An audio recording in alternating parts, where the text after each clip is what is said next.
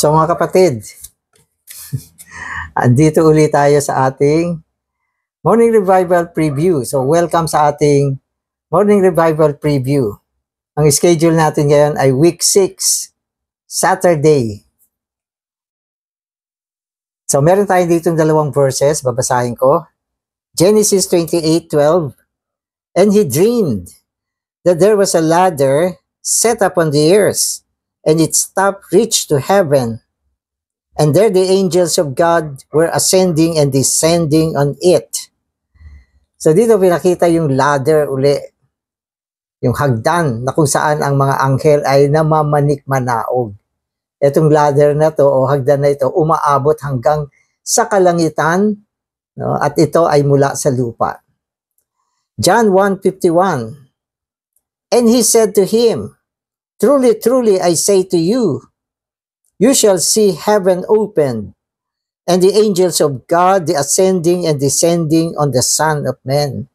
So sa Genesis, binanggit, ladder siya, hagdan, na kung saan yung mga anghel ay namamanik-manaog. Pero pagdating sa New Testament, ang binanggit dito ay yung anak ng tao. Siyempre, yan ay walang iba kung hindi ang Panginoong Hesus, na kung saan din ang mga anghel ay namamanik-manaog. So ang ladder na yon na binanggit sa Lumang Tipan ay tumutukoy sa Panginoong Hesus sa Bagong Tipan. So siya yung hagdan na nagkukonekta sa sangkalangitan at sangkalupaan, at ito ay nangyayari sa loob ng Bethel. At ang Bethel ay ang bahay ng Diyos, at sa Bagong Tipan, siyempre ang bahay ng Diyos ay ang Ecclesia. So sa loob ng Ecclesia, nandiyan ang anak ng tao, ang Panginoong Hesus, na siyang kumukonekta sa langit at sa lupa. Amen. So Christ in his being the heavenly ladder at Bethel also speaks to us how God desires to have a house on the earth, constituted with his redeemed and transformed elect, that he may bring heaven to earth and join earth to heaven to make the two as one for eternity. No? So yung ladder sa Lumang Tipan, yon ay type na natupad sa pagdating ng Panginoong Hesus. Kaya yung langit at lupa sa pamamagitan ng church, ng Ecclesia, nabubuo sila. Nagiging isang piraso lang. No? Dahil sa loob ng Ecclesia, nandyan yung totoong hagdan na siyang nagko-connect sa langit at sa lupa. Diba? So, sabi mo, Brother Danny, ano ba ibig sabihin yan? Ganito siya. So, ang sangkalangitan, siyempre, pag sinabi natin, yan ay ang lugar na kung saan nandiyan ang Panginoon. Yung trono niya nandiyan kasi. No? At yung lupa naman, okay, yung lupa naman ay ang lugar na kung saan nandiyan ang bahay ng Diyos. No? At sa bahay ng Diyos, siyempre, nandiyan ang Panginoon. So, yung sangkalangitan na kinalalagyan ng kanyang trono, dinala niya sa lupa, kinunek niya. At yan ay nangyayari sa loob ng Ecclesia. So, sino ba ang sentro ng Ecclesia? Hindi ba si Kristo? Sino ba ang nakaluklok sa sangkalangitan? Hindi ba si Kristo? So, kung si Kristo nandito sa lupa, sa kanyang tahanan, sa kanyang Ecclesia, edi yung sangkalangitan na kung saan nandoon yung kanyang luklukan, dinala niya dito. Kaya naging one piece lang siya. Na-connect siya. At ito ay nangyari sa pamamagitan ng Panginoon. Siya yung totoong ladder. Amen. The Word of God is Christ in His creation, in His incarnation, in His becoming the Lamb, in His becoming the life-giving Spirit, and in His being the ladder. In these 5 greatest historical events, Christ speaks for God. In this sense, we may say that the creation is the Word, the incarnation is the Word, the Lamb is the Word, the Spirit is the Word, and the ladder is the Word. So, merong 5 item na binanggit dito. Okay? So, ito yung salita, pagsasakatawang tao, ang kordero, ang espiritu, at ang hagdan. Sabi niya, lahat ito ay word. Alam niyo kung bakit? Kasi ang word ay salita na naggumagawa ng mga paliwanag. Nang ibig sabihin, dinidefine niya ano ba itong mga ito. Alam mo, kung sinabi mo, ladder, paano mo maintindihan yan? Ladder at hagdan na kumukonekta sa langit at sa lupa. Kung walang word, hindi mo maiintindihan yan. Di ba? Ganon din yung kordero. Di ba? Hindi mo maiintindihan yan kung walang salita. Ganon din yung creation, yung espiritu. Lahat ng mga item na ito, hindi mo siya maiintindihan kung walang salita. No? Kaya ito ay naging mga salita. No? Kaya sinasabi niya, okay, yung sangnilikha ay salita. No? Ibig sabihin, nagmula siya sa salita na walang iba kung hindi ang Diyos na naipaliwanag. No? So yun yung salita. Tapos sinasabi niya, yung creation, okay, yung creation ay salita. Tapos yung pagsasakatawang tao ay salita. Yung kordero ay salita. Yung espiritu ay salita. Kalaunan, ang binanggit ay yung ladder. Na ang ibig sabihin, yan yung pinaka-last na item. Na pag sinabi mong last na item, yan yung consummation, kaganapan, kasukdulan. Kasi ang hagdanan ay nasumpungan sa Bethel na siyang bahay ng Diyos. So ang desire ng Diyos ay magkaroon ng isang bahay, isang pagtatayo ng kanyang bahay. So yan yung pinaka-goal ng kanyang walang hanggang layunin, ang magkaroon ng bahay. At sa lumang tipan, yung bahay na yan ay Bethel. At sa bagong tipan, yan ay ang Ecclesia. At sa darating na walang hanggan, yan ay ang bagong Jerusalem. So, ganun ang pananaw natin. So, ibig sabihin, yung linya niya ng pagpapaunlad ay humahantong sa tahanan hanggang sa siya ay maging ang walang hanggang pinananahanang lugar ng Diyos. Amen. Okay. So, first, we need to be regenerated. So, yan yung first. Kailangan mong maisilang na muli. Amen. Hindi sapat na ikaw ay tao lang na pinanganak ng isang tao. Dapat maisilang kang muli. So yan yung regeneration. Yan yung sinabi ng Panginoon kay Nicodemus. Maliban na ang tao ay isilang na muli, hindi siya makakakita ng kaharian ng Diyos, hindi siya makakapasok sa kaharian ng Diyos. Kaya ang una ay ang pagsilang na muli. Ito ay ang pagsilang ng Espiritu. Amen. So, regeneration. Second, we need to be transformed. Hindi sapat na naisilang na muli. Oo, naisilang ka na muli. Nagkaroon ka ng buhay ng Diyos sa loob mo. Naging Diyos tao ka. Pero, alam mo naman napaka-natural pa rin natin. Kaya, kailangang matransforma tayo sa pamamagitan ng pagtitigmak ng Espiritu. Ang Espiritu ang nagtatransforma. Third, okay, we need to be united for the building. Kung tayo ay natransforma, naging mga bato tayo. Pero ang gusto niya ay gusali. Gusali. Ibig sabihin, yung mga material, yung mga bato, kailangan pagsama-samahin. Sabi niya, kailangan i-unite siya. So tayong lahat ng mga believer, dalawang bagay ang importante sa atin. Transformation at ma-unite, mapagsama-sama. Ito ay para sa pagtatayo. Amen. And third, we need to be united for the building. The dove, the Spirit, regenerates, transforms, and unites. Amen. So, sabi niya, yung dove, yung kalapate, ang kalapate kasi rito, sumasagisag sa espiritu. At siya yung gagawa para saan? Pagkasilang na muli, pagtatransforma, at pag-uugpong ng mga bato. Gawain to ng Espiritu. Hindi natin kayang gawin to. Kaya ba natin isilang yung sarili natin na maging anak ng Diyos? Hindi natin kayang gawin yan. No? Baka kaya mo pa magpakabait. Yung iba, nagpupumilit magpakabait na lang. Sabi niya, tama na, basta mabait na lang tayo. Anong kwenta ng pagiging mabait kung putik ka naman? Mabait na putik, sapagkat ang tao ay ginawa mula sa putik, mula sa alikabok. Alikabok, putik na mabait. Wala ring ano. So hindi sapat 'yon. Sabi ng iba, self-improvement. Putik na nag-self-improvement, putik pa rin.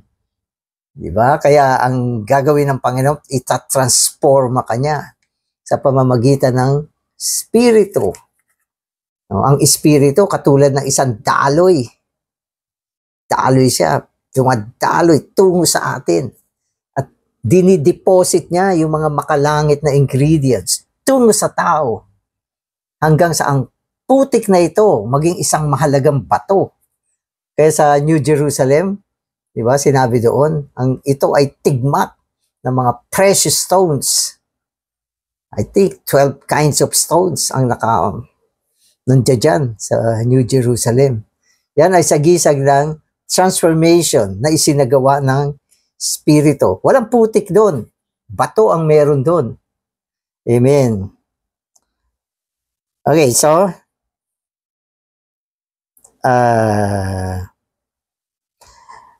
we are all under the anointing of the dove, the Spirit. Although we may not realize it or may be ignorant of it, the Lord is working to transform us. Amen. Ito kasi binabasa natin. Pwedeng nararanasan mo, pwedeng hindi. Pwedeng alam mo, pwedeng hindi mo alam. Pero regardless, no, maski ano pa man, ang Panginoon gagawa pa rin ng transformation sa atin. Kung hindi mo naiintindihan ngayon, dadating ang panahon, maiintindihan mo. No, kung hindi mo nararanasan ngayon, isang araw, makikita mo totoo pala, mararanasan mo. Amen. The Lord is truly doing a transforming work within us. Truly, the Lord is truly doing a transforming work within us. He is not a great eagle, but a little dove, the life-giving spirit. This little dove is the continuation of the little lamb. Since the lamb has died on the cross, the dove now in resurrection has his turn to work. Okay. So ano siya noon? Little lamb. Namatay sa krus. Diba? Little lamb. Pero ngayon, nung siya ay nabuhay na muli, yung lamb naging dove. Kasi kung makakita ng mga terminology ganito, kordero naging kalapate. Tama naman. Yung kordero is for redemption. Sabi ni John, narito ang kordero ng Diyos. Nag-aalis ng kasalanan ng sanlibutan. Ano yan? Lamb. Kordero is lamb. Gumawa ng redemption. Inalis ang kasalanan. Pagkatapos niyan, sabi ng Biblia, di ba? Yung huling Adam, naging espiritong nagbibigay buhay. Yan yung nung siya ay nabuhay na muli sa ikatlong araw. Espiritu, sinabi ng Biblia, ang espiritu ay katulad ng kalapate na dumapo sa kanya. No? Kaya, yung lamb, naging kalapate. At yung kalapate ay espiritu na gumagawa ngayon. Gumagawa ng regeneration, pagkatapos transformation, pagkatapos uniting. Yan ang ginagawa ng Espiritu. Gawain niya ng Espiritu. Kaya tayo nakikipag-cooperate lang sa Panginoon. Panginoon, naisilang na muli ka na. Mabilis lang naman yun eh. Yun ay nangyari nung tayo ay nanampalataya sa Panginoon. Ang bilis lang nun. Boom! Nagkaroon ng buhay ng Panginoon. Tingnan mo yung panganganak, ang bilis lang nun. No, saan ka ba nakakita na isang linggo nanganganak? No, kung sumakit na yung tiyan, boom, nanganak na. Sabi ng bata. Ang bilis. No? Pero yung transformation, naku, ang tagal niyan. Halos buong buhay natin, tinatransforma tayo ng Panginoon. No? Unti-unti, araw-araw, gabi-gabi, bawat oras, bawat minuto, gumagawa siya ng gawain ng transformasyon sa atin. No? Katulad ng mga diamond. Ang diamond, hindi creation, hindi creature yan eh. Yan ay naibunga sa matinding init sa ilalim ng lupa. Ano yan eh? Carbon lang yan eh. Carbon. Parang uling. Pero dahil sa pressure ng init, probably millions of years, nabuo ang isang precious diamond. Tsaka yung mga birthstone. Mga ano yan, mga mineral yan. Hindi yan mga creature. Ang creature ay gold. Ang gold, meron na agad nung nilikhaan ng Diyos. Pero yung mga precious stone, nanggaling yan sa proseso ng transformation sa ilalim ng lupa. At yung petrified wood, na magandang example ng transformation, isang kaprasong kahoy na naging bato dahil sa agos ng tubig. Hindi ba yung agos ng tubig, sinasagisag ng espiritu? Umaagos yung tubig papunta doon sa kaprasong kahoy. Dinideposit niya yung mga minerals sa tubig kasi daming minerals yan. May bakal, may calcium, merong alam niyo na iba-ibang klaseng mineral. Pag na-deposit, yun namang natural na elemento ng kahoy, nawawash out. Na-deposit naman yung mineral sa tubig. Pagkaraan ng ilang taon, naku, yung kahoy na yan, napakabigat. Meron ako dito, petrified wood, parang bato.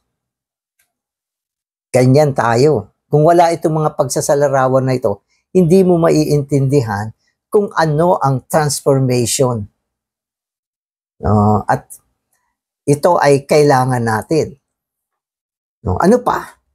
Yung building, hindi pwedeng kalat-kalat yung stone. Walang bahay. Pag yung hollow blocks mo, mga graba mo, nakakalat. Kailangan pagsama-samahin mo sila. Ito naman yung unification, yun yung building na ginagawa ng Panginoon. Kaya kung ikaw ay isang Kristiyano, individualistiko ka, dapat magbago ka. Hanapin mo ang pagtatayo ng Panginoon. Maitayo ka sa mga believer.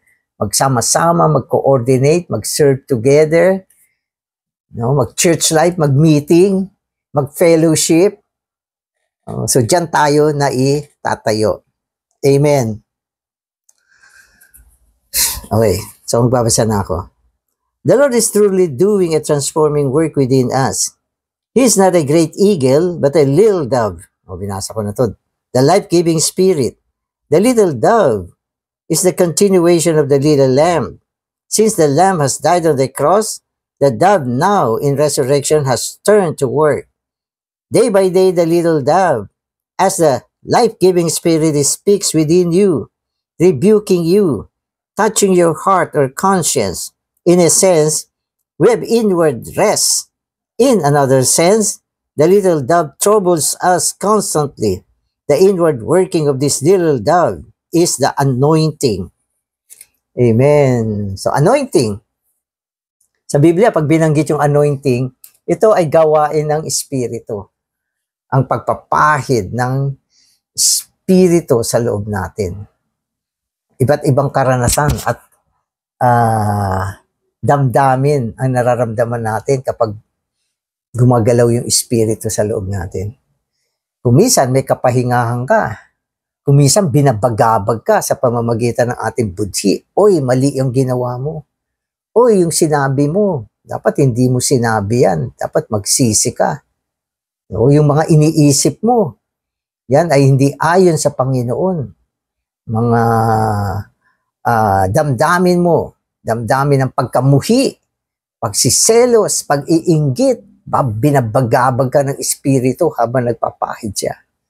At hindi mo nalalaman, ito ay bahagi ng transformation na siyang gawain ng Espiritu ngayon. Amen. So, yan yung lamb na naging dove. Amen. After we all are under the process of transformation, God has destined us to be transformed for His building. So, ang transformation ay isang pagtatalaga din. Hindi lang tayo pinili at tinalaga para maligtas, tayo ay tinalaga rin para ma-transforma. Kasi, ang ating destinasyon, sa ayaw mo sa gusto, ang hantungan natin ay ang bagong Jerusalem. At ang bagong Jerusalem ay ang walang hanggang tabernakulo ng Diyos. At yan ay iiral sa darating na walang hanggan. Amen. After creation, incarnation, redemption, and anointing, we have building. This building is for the house of God. God is building a dwelling place for Himself, and He is using transformed people as the stones. Praise the Lord that we are not only undergoing the work of transformation, but are also in the process of building. What God needs is not a great number of stones, but a house. For eternity, God needs a builded house, a Bethel, as His habitation. So nagustuhan ko yung part dito, sabi niya, yung Diyos, hindi naman siya para magtamo ng tambak-tambak na bato, dami-daming bato. Ang gusto niya ay building. Building. Diba? Parang, kasi kung bato-bato lang yan, hindi mo matitiran yan. Maski nabigyan ka ng isang bundok na bato na hindi naman naitayo, ay nako. Wala kang magagawa dyan. Anong gagawin mo dyan? No, pero kung yan ay ginamit sa pagtatayo, ginamitan ng simento na itayo, naging isang building, wow. Pwede kang pumasok sa loob, magpahinga, matulog, mag-enjoy. No? So yan yung nasa puso ng Diyos. Ang mga believer ngayon, mga mananampalataya, ay marami mga bato na katulad ni Pedro. Sabi ng Panginoon kay Pedro, ikaw na Simon yan ang pangalan niyan Simon Bar-Jonah, ikaw na Simon Bar-Jonah. No? So mula ngayon, tatawagin kang Cephas. No? Ang ibig sabihin ay Pedro, na ang ibig sabihin ay bato. So napakamakahulugan. No? Na ang pangalan niya ay tinawag na bato. At sa Biblia makikita mo, no, sinabi sa atin, no, kayo ay mga buhay na bato na naitatayo bilang bahay ng Diyos. Si Pedro din na nagsabi niyan.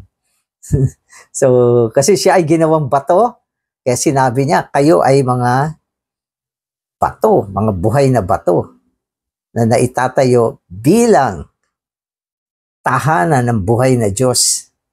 Kaya yan ang gusto ng Diyos. Amen.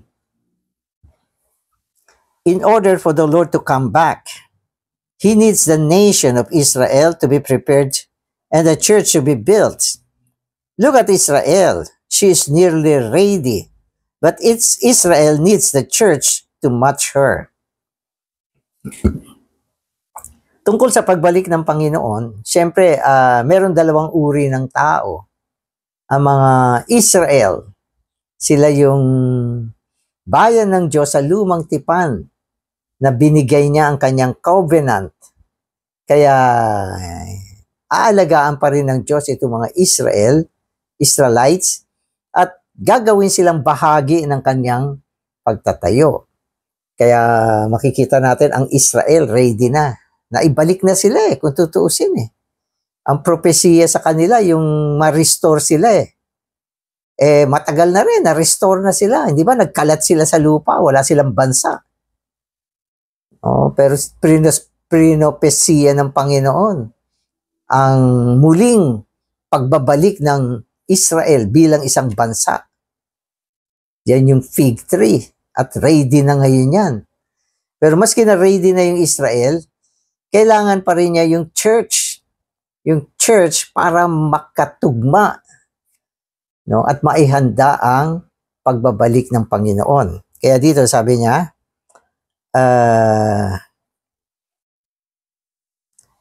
the Lord's coming back needs a solid building of His seekers. This building will be a stepping stone, a beachhead for Him to take the earth, and it will be a mutual abode for both God and man. So yung pagbabalik ng Panginoon, nangangailangan ng stepping stone or beachhead, tungtungan at lakaran para matamo niya ang buong sangkalupaan. Kasi ang kanyang pagtatayo ay gagawin niya dito sa sangkalupaan.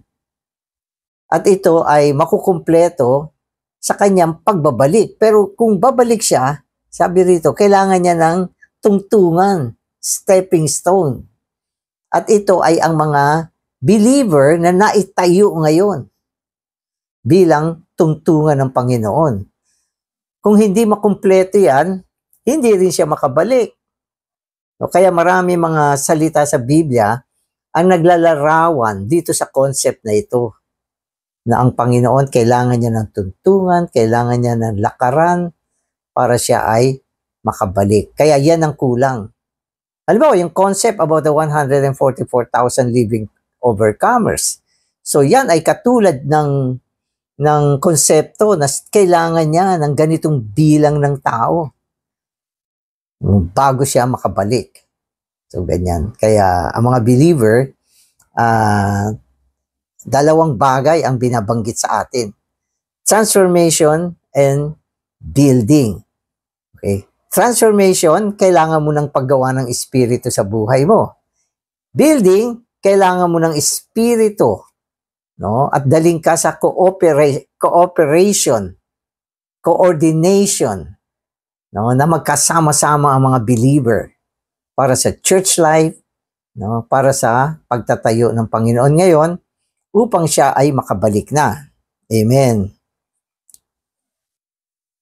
So, this building will be the ultimate fulfillment not only of Jacob's dream, but also of God's eternal plan. Sabi niya, ito na yung magsasagawa ng walang hanggang plano ng Diyos.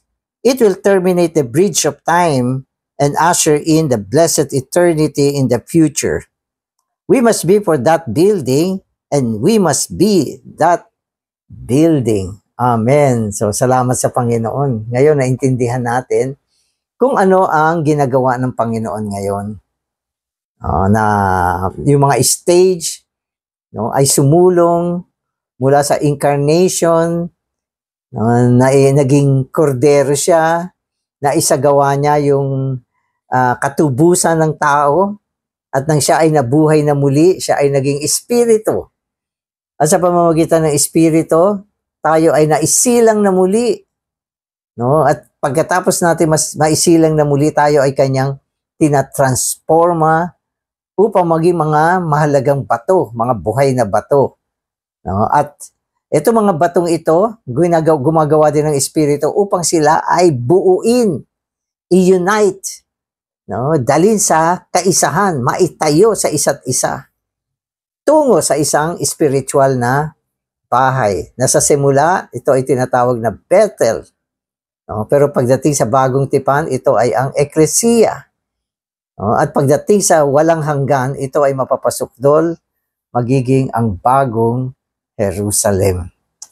Amen. Amen. Salamat Panginoon sa mga katotohanan na ito, na kami ay tinamumo sa pamamagitan ng Espiritu, na isilang na muli, tinatransforma, binubuo mo, pinagsasama-sama mo, tungo sa pagtatayo ng Eklesiya, na siyang tahanan mo sa panahon na ito. At ito ay mapapasukdol sa bagong Jerusalem. Amen.